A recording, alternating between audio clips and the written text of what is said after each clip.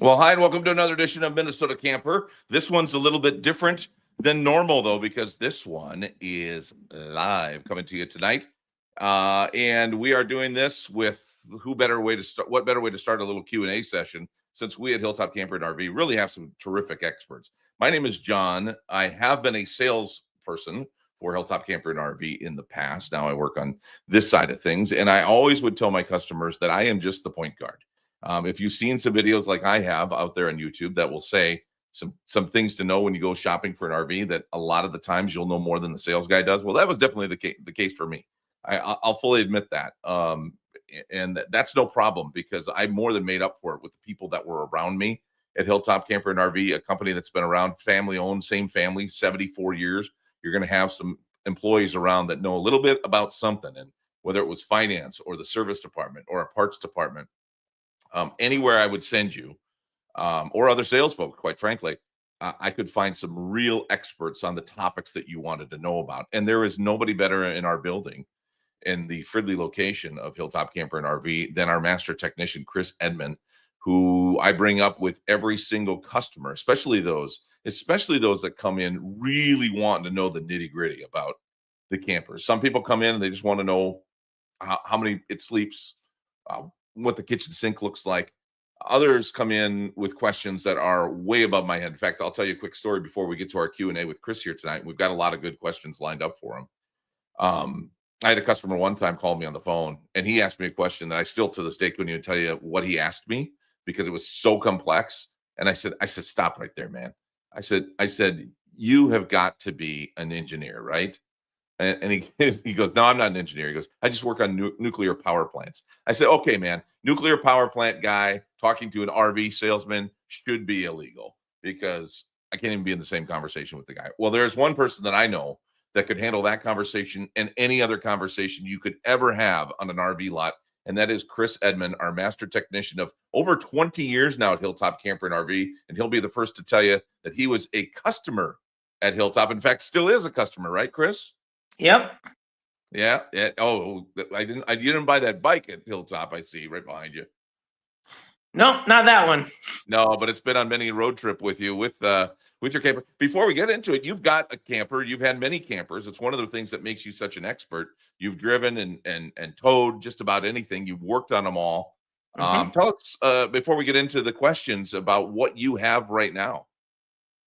Right now I have a Greyhawk Class C motorhome that myself and the family we use to travel pretty much everywhere. Usually tow a Jeep on a trailer, sometimes have the bike on the trailer also with it.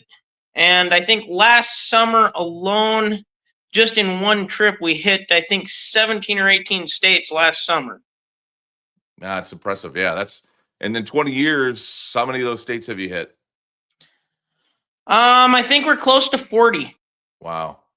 Very impressive. 30Z, by the way, is the one that he has. I know, and we have 30Zs on the lot in Fridley right now, as a matter of fact. And I've shown a couple of those 30Zs, and I always say, if it's good enough for Chris, it's good enough for me. Tell folks why you like that particular floor plan.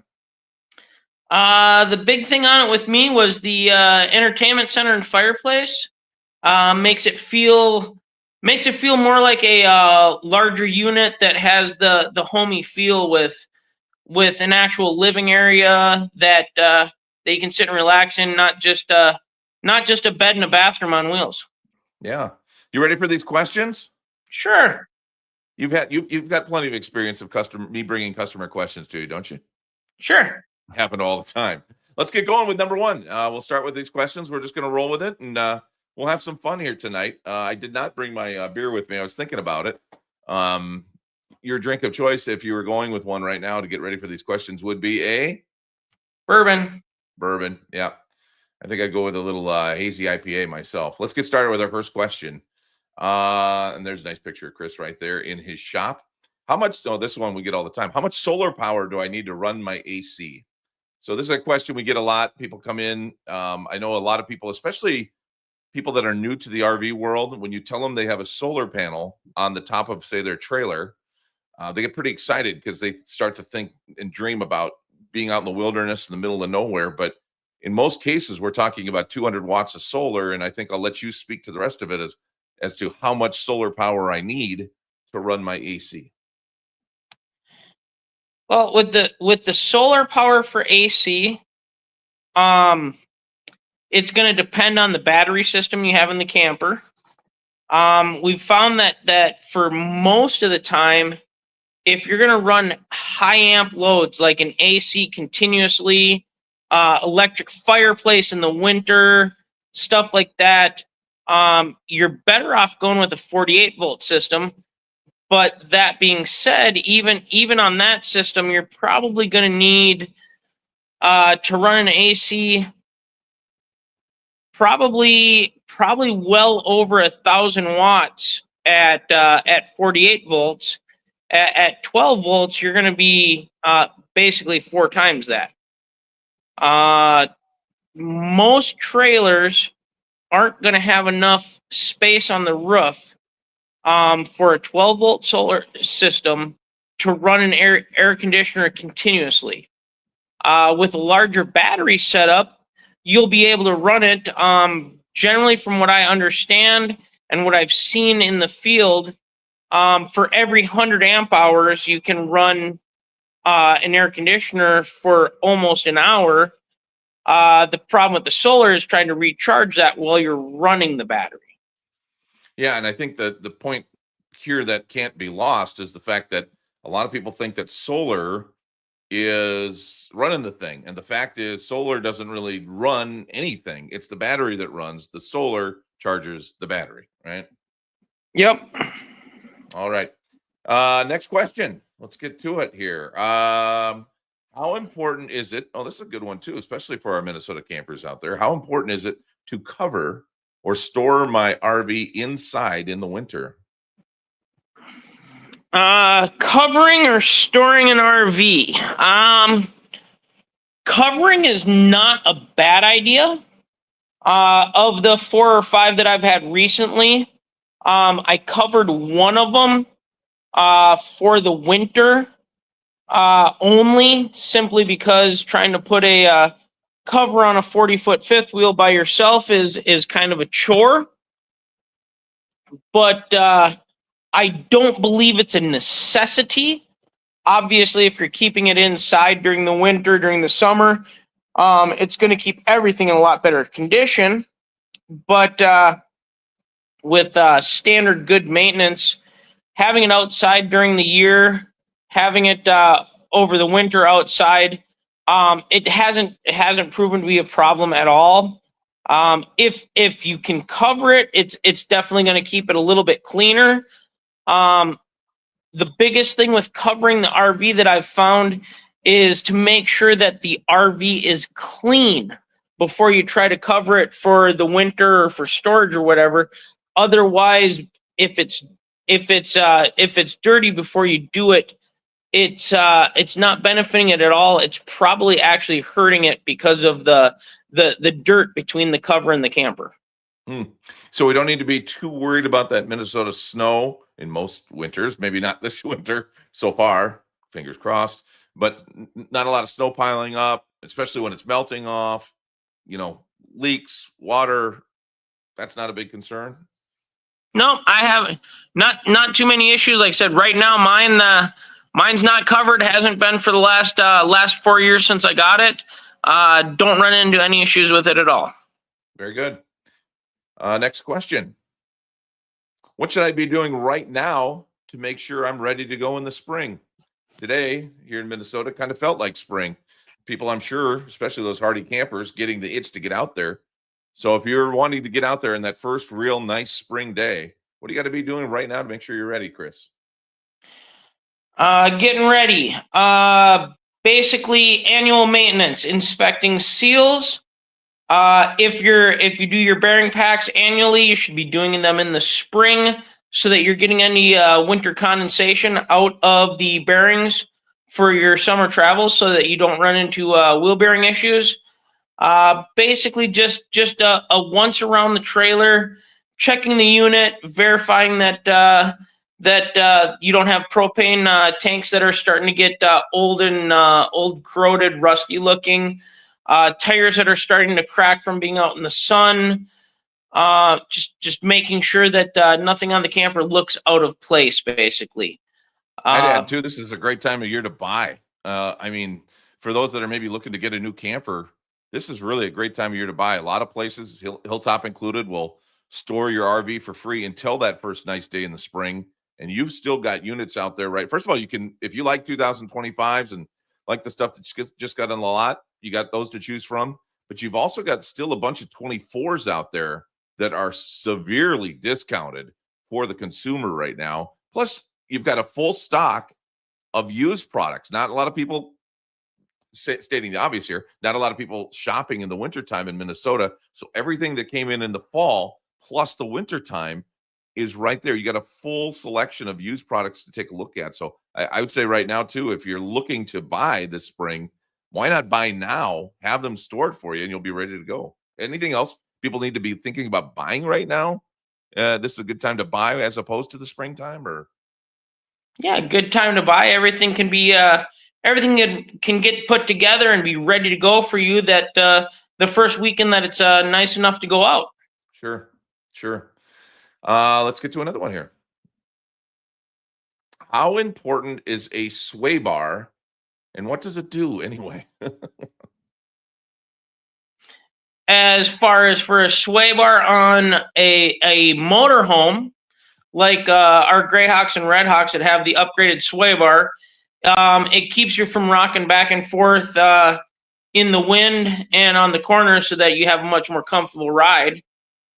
As far as like a sway bar, sway control system on a towable travel trailer with the equalizer hitch that we install with the units, it ties the tow vehicle and the trailer together so that when you're going down the road and you're passing a large vehicle, semi-truck, or you're getting gusty winds, it keeps the assembly straight so that basically that you feel confident with the towing of the vehicle, and you're not all over the road and hanging on, trying to stay on the road.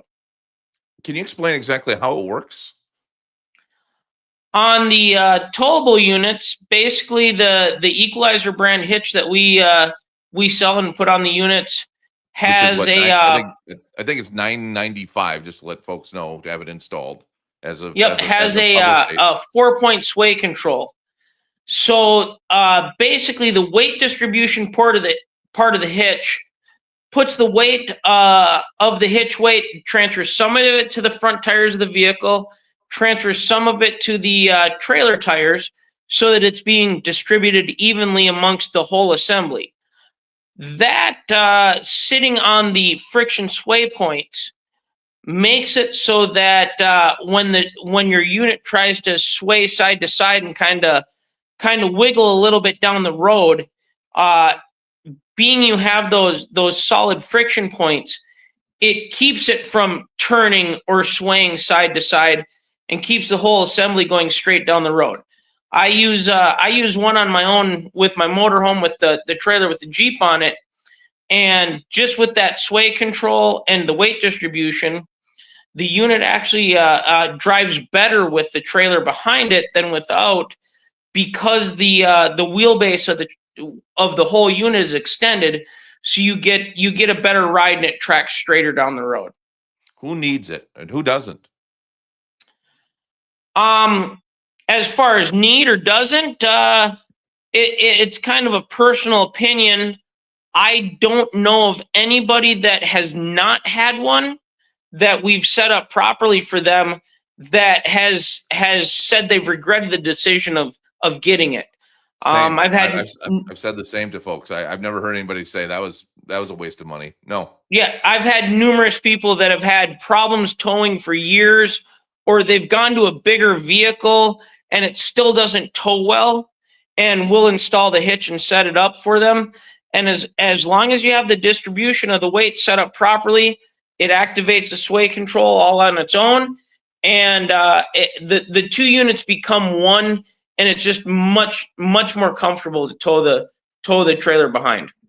And I know you tuned in to hear what Chris has to say, but I mentioned that I may not be the most knowledgeable guy in the lot, but my good fortune is I get to talk to a lot of people like Chris. I get to talk to a lot of campers that have a lot of experience, and I would tell my customers I could get 10 people down to the lot in about 2 seconds to stand on a table that says you got to get this, especially for people that are new to camping that don't know anything about this. That maybe there's a lot of people new to camping that might be surprised what the prices are of these campers, and they think, wow, this is more money than I thought it would be, and now this guy is trying to get me to do another $1,000.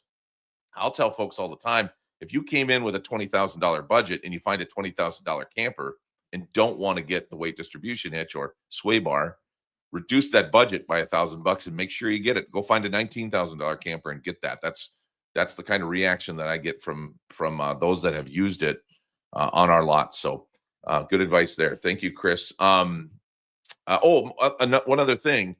If you've already had a weight distribution hitch, you're getting another camper. What are your thoughts on recycling that weight distribution hitch onto the next camper? Is that a good idea or no? Or Yeah, you can use it again. Obviously, have somebody that knows what they're looking at.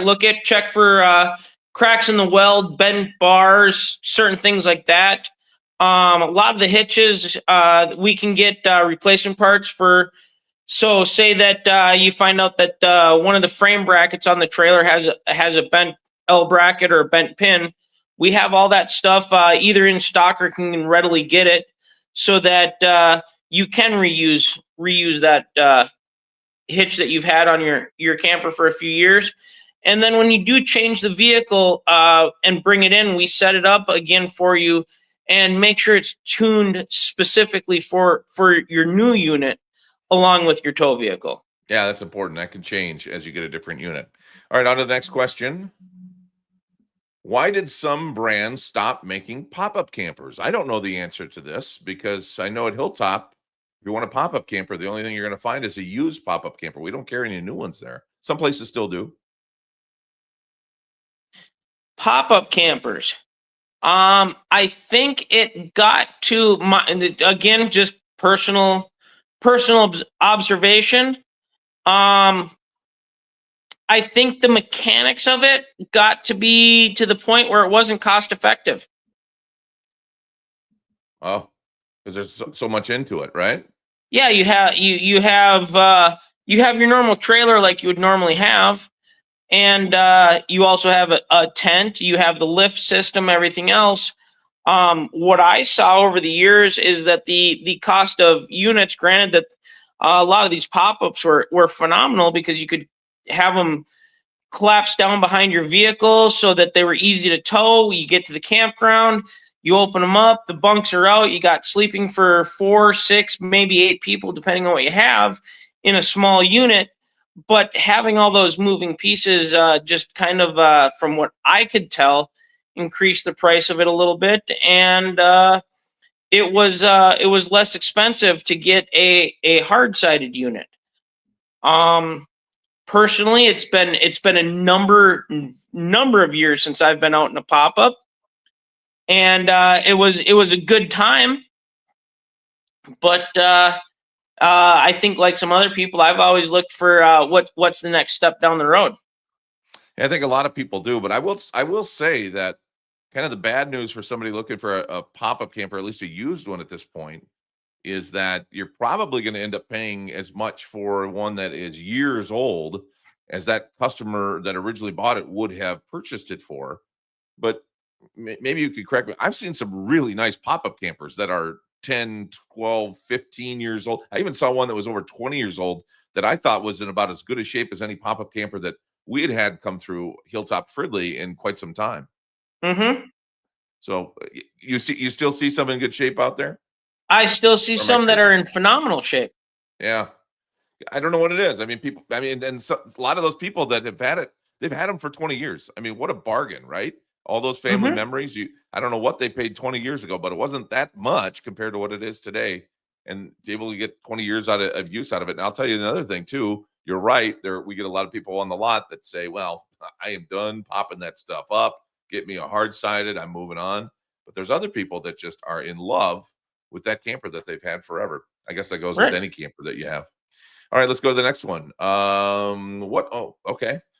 this is one, especially for new campers. This is an important one, very important one, and kind of one of the basics here. This is camping 101, and this is something I needed to learn at one point.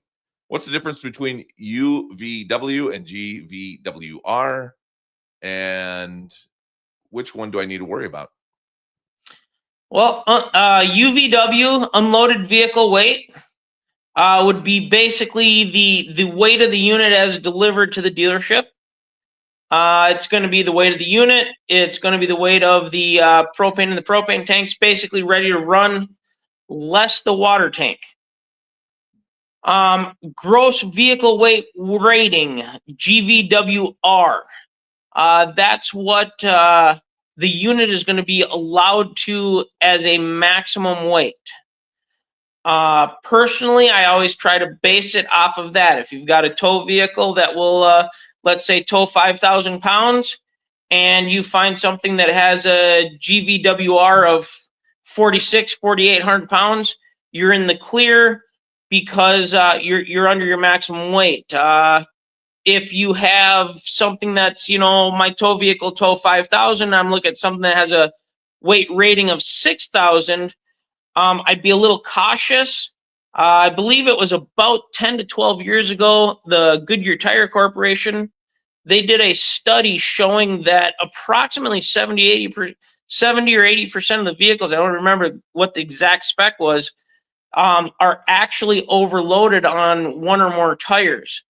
So when I look at it, I always look at what the maximum weight rating is, which is the GVWR, versus what your vehicle is rated to tow, because we all like to bring everything with. We got the new satellite dish for TV. You got the Starlink satellite. You got all your food. You got your weeks or 2 weeks worth of clothing. Everything else, it tends to add up a lot quicker than most people think, and you're running right up at your maximum weight. So that's generally what I would base any towing questions off of, is what the gross weight rating is. Yeah, this is a really, really important one, folks, because you don't want to be overweight. We at Hilltop don't want you to be overweight. We recommend not being overweight.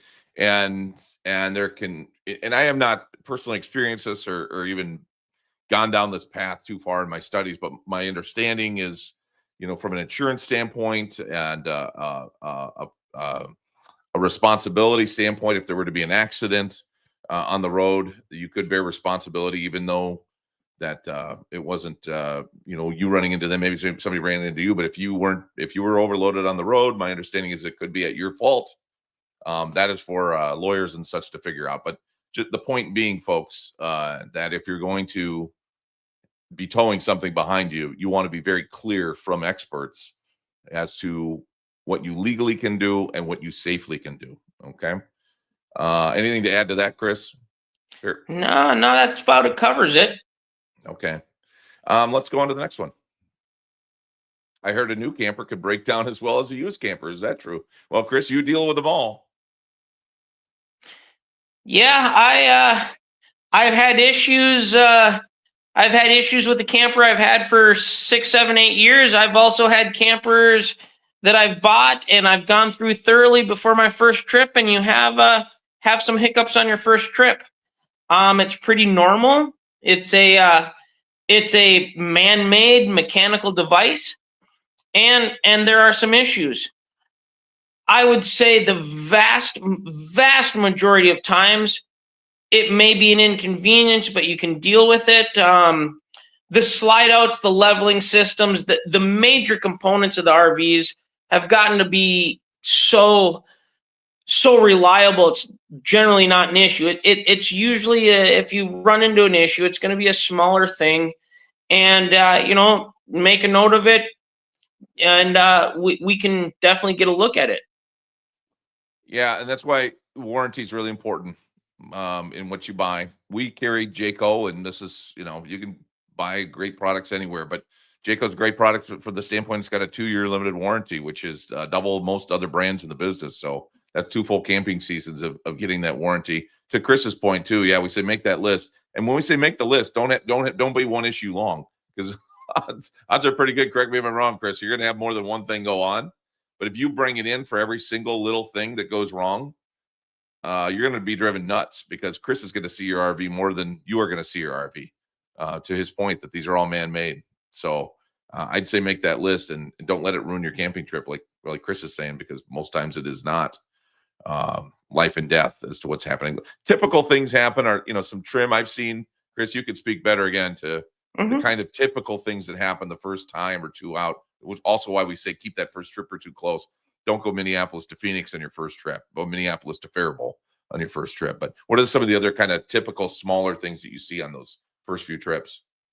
A lot of stuff I see, whether it's lighting, sometimes it may be something where your water system is working, but you don't believe it's working properly. The new on-demand water heaters are a little bit different than your home water heater. A lot of times they'll be working properly, but being an RV with a smaller system that's a little more touchy, it requires a little bit different use of that on-demand heater. It could be that your furnace, that you feel that it's not maintaining the proper temperature because it's warm and cold. It's a little different than your house, but if there's something wrong, obviously we're happy to take care of it for you. But some of it could just be where it's a use thing and you have to get used to it. Usually, like I said, slide outs, leveling systems, suspension systems have been pretty foolproof. There's some slide out systems we've had issues with on a rarity that we have to walk a customer through, possibly bringing it in manually or even just walking it out or walking it back in using the electronic controls. But as far as for first time problems, usually we try to catch most of them right off the bat before you pick it up. And warranty claims may not necessarily be your field of expertise, but you've done this a long time and dealt with enough warranty items to know that kind of getting back to the warranty idea, it's important to know what your warranty says, because it may not always be there to help you like you think, correct? Some warranties are better than others. Right. Some are better than others. Factory warranty is going to generally be, depending on your brand, 1 year, 2 year. There's going to be some that are limited on certain items, awnings, adjustments. Sometimes your adjustments, your awnings, stuff that could be considered wear items aren't covered as long. It's kind of a footnote in the warranty. Regardless of what brand we carry, I know that every brand we had stands behind their product really well, and along with them, the manufacturer, we're there to help. So the warranty, like I said, it's generally going to cover anything that's going to happen that's going to be meaningful. Go ahead. I was going to say extended warranties. When you get into the extended warranty after that first or second year, basically you're going to want to focus on the fact that extended warranty is going to cover component failures. If you have something that fails, they'll cover it. It's generally not going to cover something that a faded awning, a cosmetic issue, something like that. It's going to be something that you have a part, your faucet. The faucet started leaking because the O-rings in the faucet valve are leaking. They're going to cover that. Pretty much components only that can fail with extended warranties. Are we talking about extended service agreements? Because I think I used the term extended warranty with Dustin in one of our previous episodes, and he made sure to correct me.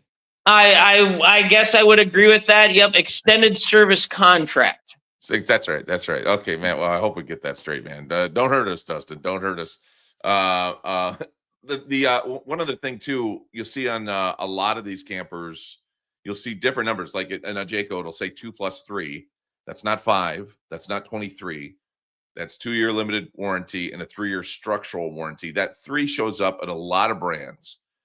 3-year structural is standard really across the industry. Pretty standard across the industry. Yep. Can you explain what that is? And my understanding is it rarely comes into play. Yeah, your structural warranty is going to rarely come into play from what I've seen. If you have a structural issue, obviously structural, you're talking more or less framing of the unit.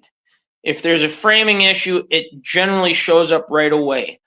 On the other hand, I have had a couple times with a Jayco unit that has had, like on a J Flight or J Flight bungalow, that is more of a stick built unit, that after a while that wood in the wall has started to warp or twist, and that is a structure because it is the framing of the unit, and they've stood behind it real well and allowed us to pull the studs and whatever out of the wall and replace them with a one that's not problematic and move on from there. Cool. You ready for the last question? Sure. Let's go. What's your number one best secret spot to camp in Minnesota? You've done a lot of them, haven't you? I've done quite a few of them. When I'm on the bike tent camping, I do like to go down to southeastern Minnesota. It's a small state park by Caledonia called Beaver Creek Valley. Been down there a few times, sometimes a few times a year. As far as when I'm out with the family and camping with the motorhome and the Jeep and the whole 9 yards, we usually stay up northern Minnesota somewhere. Iron Range Off-Road Park's a good one. That's one of the state parks with Sherwood Forest Campground. There's a couple other county and city parks in the area. Otherwise, North Shore, and one place that the wife and I would seem to go all the time is Pekegama Dam outside of Grand Rapids. Some really good choices there. Cool, Chris. Well, Chris, this has been awesome, man. You're incredible. I've told you many, many times, and I'm always apologetic of taking all your time and bringing every single customer to you, but you're so beneficial to them and to Hilltop and to me here tonight. Thanks so much for helping us out tonight. That was really fun. Let's do it again, okay? All right. All right, that's Chris Edman. He is the master technician at Hilltop Camper and RV in Fridley. Of course, we also have great technicians across the state, Alexandria, Brainerd, Rochester as well. And man, really, really good questions. Thank you very much for those that submitted your questions. Thank you to Chris for participating. This is a show about Minnesota camping for Minnesota campers. We would love to have you contribute some ideas, things you want to know more about. We'll do some future Q&As. I mentioned we have just a plethora of people at Hilltop Camper and RV that know so much about this stuff. I say that I've always told my customers we're a living, breathing YouTube page. Well, here you go. That's really what it is. My name is John. We thank you for watching Minnesota Camper. Please like and subscribe if you'd like more content like this.